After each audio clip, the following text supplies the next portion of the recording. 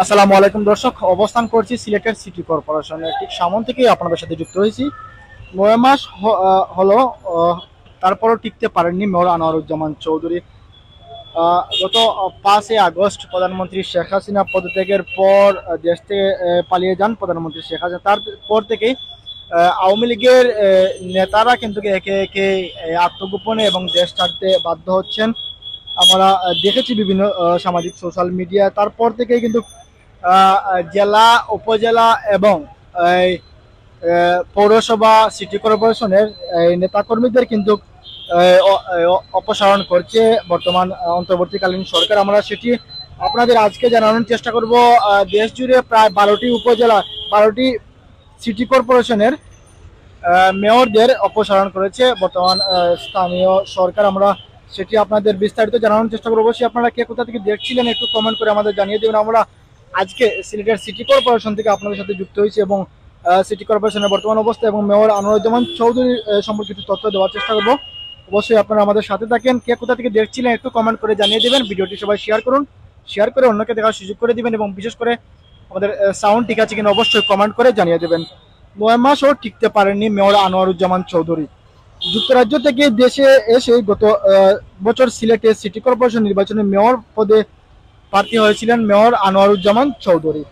দলীয় অনেক নেতাকে টপকে আওয়ামী লীগের মনোনয়ন বাগিয়ে নিয়েছিলেন তিনি। এতে দলের মধ্যে ছিল, অনেকের মধ্যে ক্ষোভ ছিল। তবে বিএনপিহীন এই নির্বাচনে অনায়াসে জয়লাভ করেন মেয়র আনোয়ারুজ্জামান চৌধুরী। তবে মেয়র পদে 9 মাসও টিকতে পারলেন না। যুক্তরাজ্য আওয়ামী লীগের এই যুগ্ম সাধারণ সম্পাদক সোমবার সিলেট সহ দেশের 12টি উপজেলা, 12টি সিটি কর্পোরেশনের মেয়রকে অপসারণ করা হয়েছে একটি প্রজ্ঞাপনের মাধ্যমে। আমরা সেটি আপনাদের বিস্তারিত জানানোর চেষ্টা করব। স্থানীয় সরকারি বিভাগের এই প্রজ্ঞাপনে মেয়রদের অপসারণ করে তাদের স্থলে প্রশাসক নিয়োগ দেওয়া হয়েছে। এর আগে 2023 সালের নভেম্বরে মেয়রের দায়িত্ব পালন করেন, নির্বাচিত হয়ে মেয়রের দায়িত্ব পালন করেন সিলেট সিটি কর্পোরেশনের মেয়র আনোয়ারুজ্জামান চৌধুরী। গত বছরের 21শে জুন পঞ্চমবারের মতো সিলেটের সিটি কর্পোরেশনের সিসিকের নির্বাচন অনুষ্ঠিত হয়। দলীয় আপত্তির কারণে সেই নির্বাচনে অংশ নেননি বিএনপির সাবেক মেয়র আরিফুল হক চৌধুরী।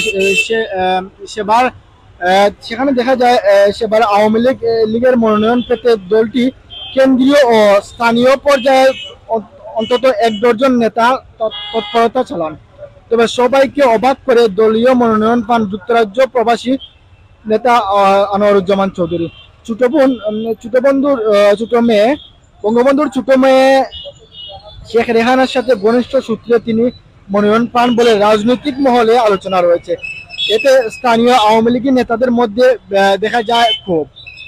তবে এই নির্বাচনের বড় ব্যবধানে জাতীয় পার্টি নজরুল ইসলাম বাবুলকে পরাজিত করে মেয়র নির্বাচিত হয়েছিলেন মেয়র আনোয়ারুজ্জামান চৌধুরী।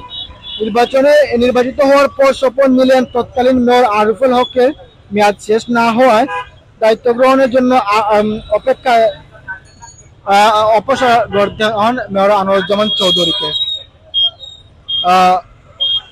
5 আগস্ট প্রধানমন্ত্রী শেখ হাসিনা পদত্যাগের পর থেকেই আত্মগোপনে রয়েছেন আনোয়ারুজ্জামান চৌধুরী। তবে তার আগেও কোটা সংস্কার আন্দোলনের তীব্র আকার ধারণ করার পর থেকেই নগর ভবনে অনুপস্থিত ছিলেন তিনি। দায়িত্ব গ্রহণের পর নগরের হোল্ডিং ট্যাক্স বাড়ানো নিয়ে বড় ধরনের বিতর্কে পড়েন আনোয়ারুজ্জামান চৌধুরী। এক পর্যায়ে বিতর্কের মুখে বর্ধিত হোল্ডিং ট্যাক্স স্থগিত করতে হয় তাকে। এছাড়াও দায়িত্ব পালনের সময়ে নগর ভবনের দলীয়করণ ও আওয়ামী লীগের নিজস্ব বলে গড়ে তুলে অভিযোগ করছেন নগরবাসী। তবে বঙ্গবন্ধু পরিবারের ঘনিষ্ঠজন ও দলের হাইকমান্ডের আত্মভাজন হওয়ায় আনোয়ারুজ্জামান চৌধুরীকে মেয়াদকালে সিলেটের ব্যাপক উন্নয়ন আশা করেছিলেন নগরবাসী সহ অনেকেই। তবে 9 মাসের মাথায় দায়িত্ব থেকে বাতিল করেন মেয়র আনোয়ারুজ্জামান চৌধুরী। এ ব্যাপারে আনোয়ারুজ্জামান চৌধুরীর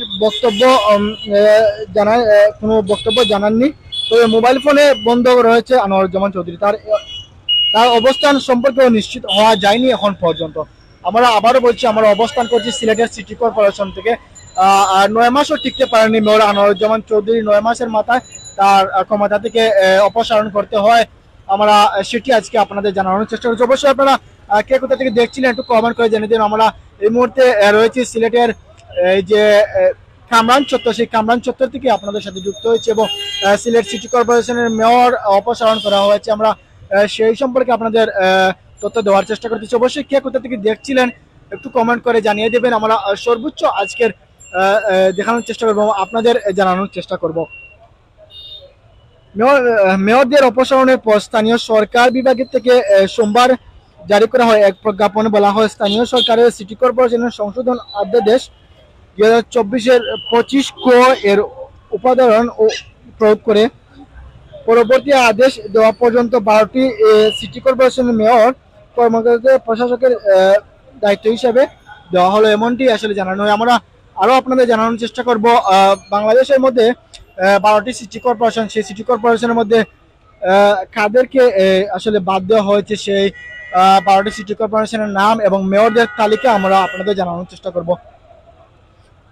অপসারিত সিটি মেয়রদের নাম আমরা অবশ্যই আপনাদের জানানোর চেষ্টা করবো। তার মধ্যে রয়েছেন ঢাকা সিটি কর্পোরেশনের ব্যারিস্টার শেখ ফজলেনুর তাপস, ঢাকা উত্তর সিটি কর্পোরেশনের আতিকুল ইসলাম, চট্টগ্রাম সিটি কর্পোরেশনের রেজাউল করিম চৌধুরী, খুলনা সিটি কর্পোরেশনের তালুকদার আবদুল্লাহ খালেক, রাজশাহী সিটি কর্পোরেশনের AHM খায়রুজ্জামান লিটন, বরিশাল সিটি কর্পোরেশনের আবুল খায়ের আবদুল্লাহ, রংপুর সিটি কর্পোরেশনের মুস্তাফিজুর রহমান মুস্তফা, সিলেট সিটি কর্পোরেশনের মেয়র আনোয়ারুজ্জামান চৌধুরী, ময়মনসিংহ সিটি কর্পোরেশনের মেয়র ছিলেন ইকরামুল হক টিটু, কুমিল্লা সিটি কর্পোরেশনের মেয়র ছিলেন তাসিনা বাহার সূচনা এবং গাজীপুর সিটি কর্পোরেশনের মেয়র ছিলেন জায়দা খাতুন এবং নারায়ণগঞ্জ সিটি কর্পোরেশনের মেয়র ছিলেন সেলিনা হায়াত আইবি। এই 12 জন সিটি কর্পোরেশনের মেয়রকে বর্তমান স্থানীয় সরকার অপসারণ করেছে। আমরা সেটি আপনাদের জানানোর চেষ্টা করেছি। দর্শক কে কোথা থেকে দেখছিলেন অবশ্যই কমেন্ট করে জানিয়ে দেবেন এবং আজকের আমাদের ভিডিও সম্পর্কে যে তথ্য দিলাম আপনার কাছে কেমন লেগেছে আপনার মূল্যবান মতামত করতে পারেন আমাদের কমেন্টের মাধ্যমে এবং ভিডিওটি সবাই শেয়ার করতে পারেন, শেয়ার করে অন্যকে দেখার সুযোগ করে দিতে পারেন।